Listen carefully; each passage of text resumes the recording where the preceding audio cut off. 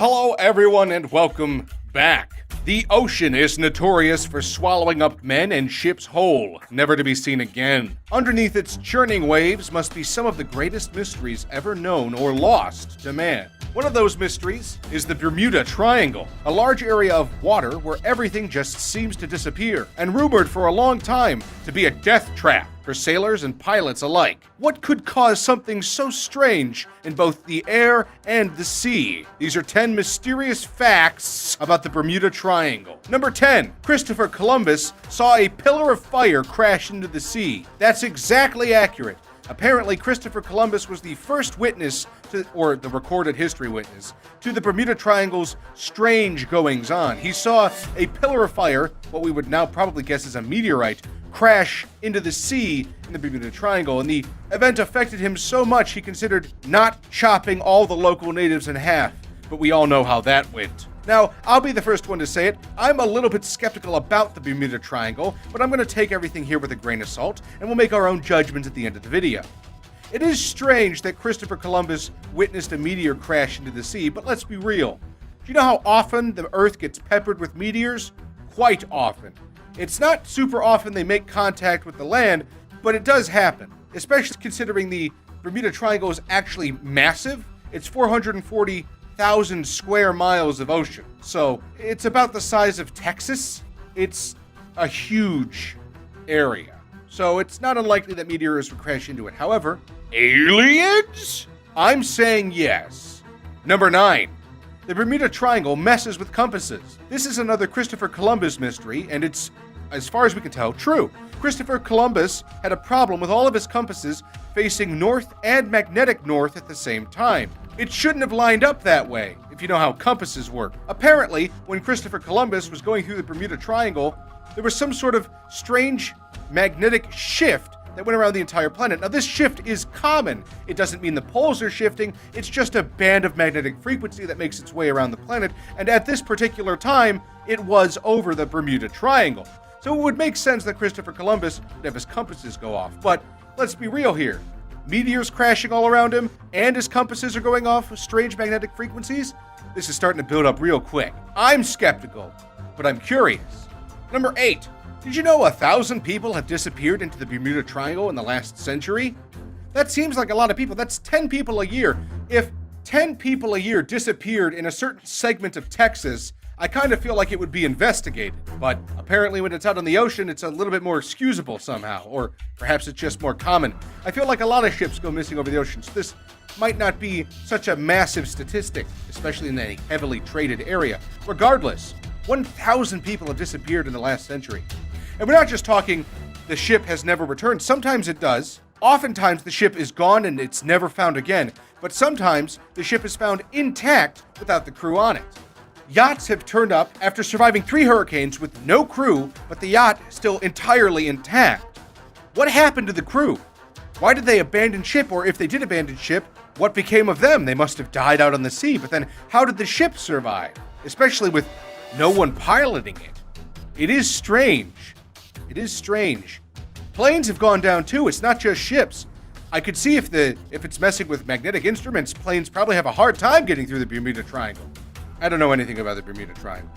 Number 7, the lack of evidence or debris to study. Oftentimes when a ship is lost in the Bermuda Triangle, there's absolutely no trace of it whatsoever. It's not just that there's scattered ship parts or they find the hull of a ship later. That happens sometimes, but more frequently, ships are completely churned up and disappear entirely.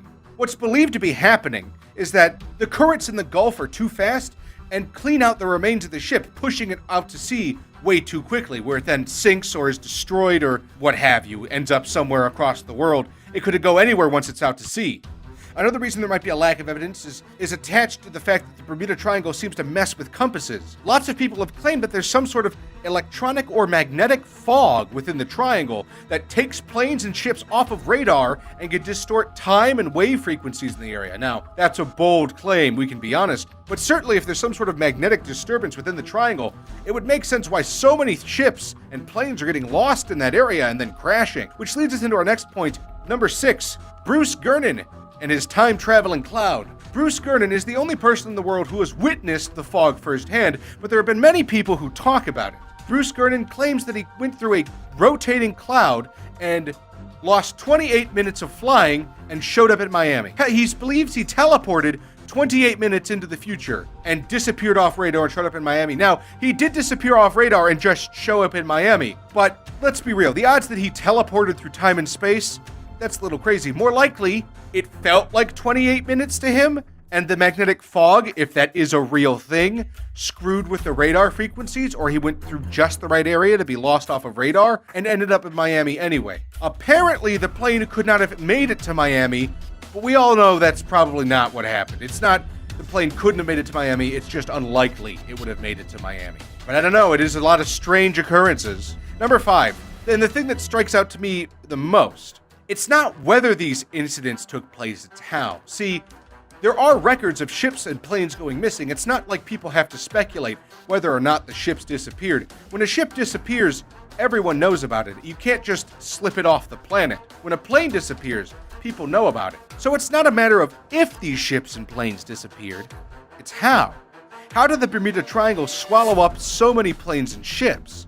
What is the common thread that links all of it together? Is the ocean just that dangerous? Damn you, science. Provide more answers. Number 4, it's home to the largest loss of life in U.S. naval history outside of combat. Another strange occurrence. The Bermuda Triangle is home to one of the worst U.S. naval disasters of all time. But not just that, many losses from the U.S. military have come from the Bermuda Triangle. In 1945, 5 U.S. Navy bombers left for Fort Lauderdale in Florida and were heading to a small island in the Bahamas. 90 minutes into the mission, pilots lost communication with the radio operators and their compasses stopped working. 3 other planes went searching for the bombers, but all of them were lost and never found. That's 8 planes! Their compasses stopped working. Similar thread.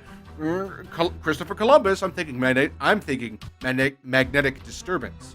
The USS Cyclops is the naval disaster I was talking about earlier. It went missing after leaving Barbados in 1918 with 309 people aboard it. And the yacht I talked about earlier was found in 1955 with all the crew missing. That is a lot of missing people, among other incidents. Number 3, apparently the Bermuda Triangle shapeshifts. Yes, this is the one that makes me super skeptical of the Bermuda Triangle.